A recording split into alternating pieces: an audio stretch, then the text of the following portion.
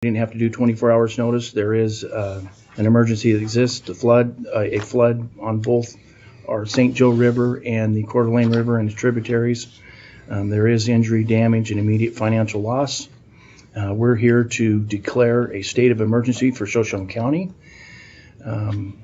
It's Thursday, December 11th, 2025. Shoshone County Public Works Department became aware of an active flood event resulting in significant structural integrity damages upon Pritchard Creek Road, Beaver Creek Road.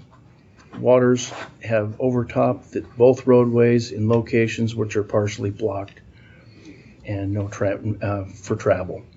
There also has been some individuals that have been rescued. So I think all we have to do is just do a motion to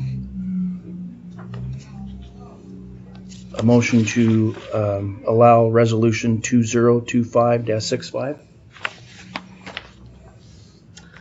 I make a motion to accept resolution 2025-65, a resolution declaring an emergency as a result of flooding in Shoshone County. A second. I'll second. All in favor? Aye. Aye. Okay. Do we have any comments from our roads department? Just to kind of brief you, I've been out all morning with our crew in the multiple districts and assessing roadway. Some of the roadways we have not been able to get a very good visual assessment because they are completely underwater. These two locations were concerning to me and concerning enough that I reached out to Dan on the disaster side to say maybe it's time we pull the trigger on declaring an emergency at the local level in the event that these two sections become any worse, or when the water level recedes, that we discover more damage.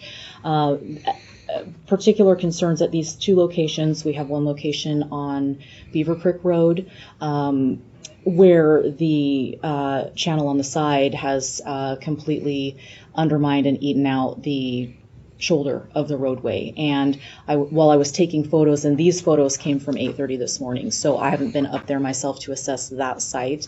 I was watching with my eyes as chunks were falling off. So I'm anticipating it be worse, and we were worried that we would lose a segment of that road. The other section that I provided the photo for is on Pritchard Creek Road, which is a vital route for the citizens of Eagle and Murray up in that area, particularly this time of year when the snow closes Thompson Pass and Kings Pass.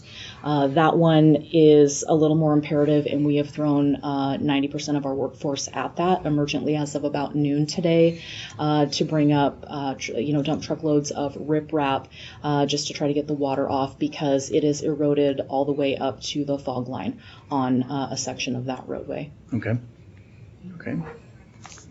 Our emergency. Not much to add on to that other than just the briefing we've already had as far as the disaster goes, and I want to reach out a big thanks to both of these folks and Casey as well to coordinate with all of this to understand what the situation was and the ability to put together this resolution and get this meeting together as soon as possible. From an emergency management standpoint, what this does is opens up the ability for financial reimbursement if that ever becomes possible. It also aids in our ability to, if this disaster within this region turns into a larger region with Kootenai and Bonner or surrounding counties, we may be able to be included in that as a state declaration. So this enables us to be eligible for that state declaration if and when that is needed. So super helpful in getting this together. Okay.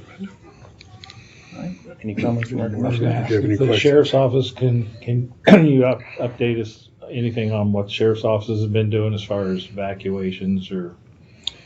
I did send out some emails to people present just to advise the group.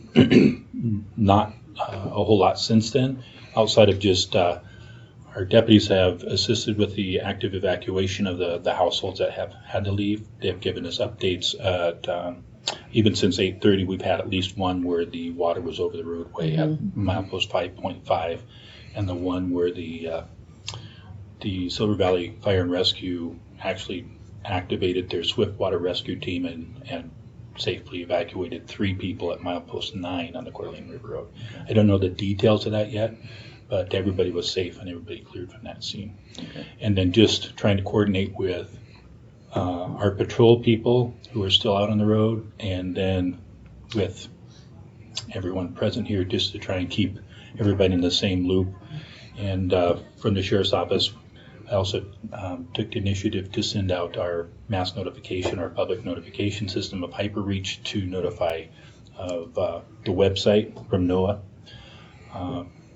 Projected cresting of the Coeur d'Alene River, St. Joe River is not flooding at this time, but just high water. But just to try and keep as many people in the loop as possible. Okay. Yeah, we appreciate it too. Thank you. Thank you. Are there Questions? any evacuation orders coming, do you think? I'm not really sure at this point. We just had the one. Yeah, we that was just back- had, I don't know exactly what addresses, but there's like Yeah. 2 homes and they were just individual homes. The voluntary evacuation, or they had to go? I think, I'm not sure about the ones early this morning, the one later, I think they had to go. That's why the Swiftwater team went and got them. Oh, okay, Yeah, the water Yeah. was surrounding the whole home. Yeah, okay. They had to get a boat to get them out. yeah. But as far as orders go, we don't have those. So just as Anita rose, we took care of it. Okay. Anything further? Nothing further? Anything further? Okay. Well, we're adjourned. Thank you. Thank you, folks.